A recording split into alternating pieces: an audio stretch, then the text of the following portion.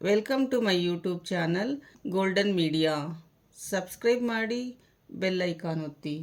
ಜಯಂತ್ ಮತ್ತು ಜಾಹ್ನವಿ ಕಾಲೇಜಿನಿಂದ ಮನೆಗೆ ಬರುತ್ತಾರೆ.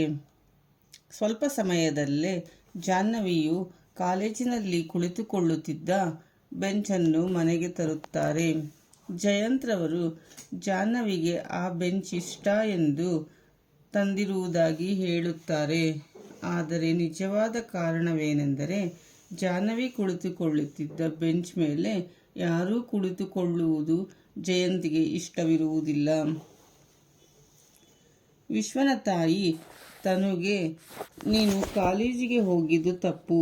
ವಿಶ್ವನೇ ಜಾಹ್ನವಿಯನ್ನು ಮರೆತಿದ್ದಾನೆ.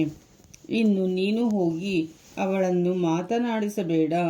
ಅವಳ ಗಂಡ ಜೊತೆಯಲ್ಲಿಯೇ ಇರುತ್ತಾನೆ. ಅವನು ನೀನು ಮಾತನಾಡುವುದೇನಾದರೂ ಕೇಳಿಸಿಕೊಂಡರೆ ಜಾಹ್ನವಿಗೆ ತೊಂದರೆಯಾಗುತ್ತದೆ ಎಂದು ಬುದ್ಧಿವಾದ ಹೇಳುತ್ತಾರೆ.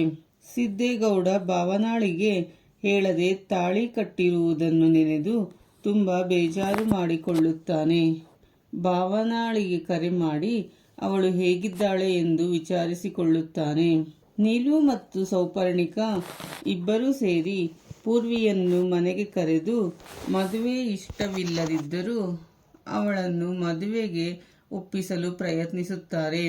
ಶ್ರೀನಿವಾಸ್ ರವರಿಗೆ ಕಚೇರಿಯಲ್ಲಿ ರಿಟೈರ್ಮೆಂಟ್ ಕೊಟ್ಟಿದ್ದರೂ ಮನೆಯಲ್ಲಿ ಈ ವಿಷಯ ತಿಳಿಸುವುದಿಲ್ಲ.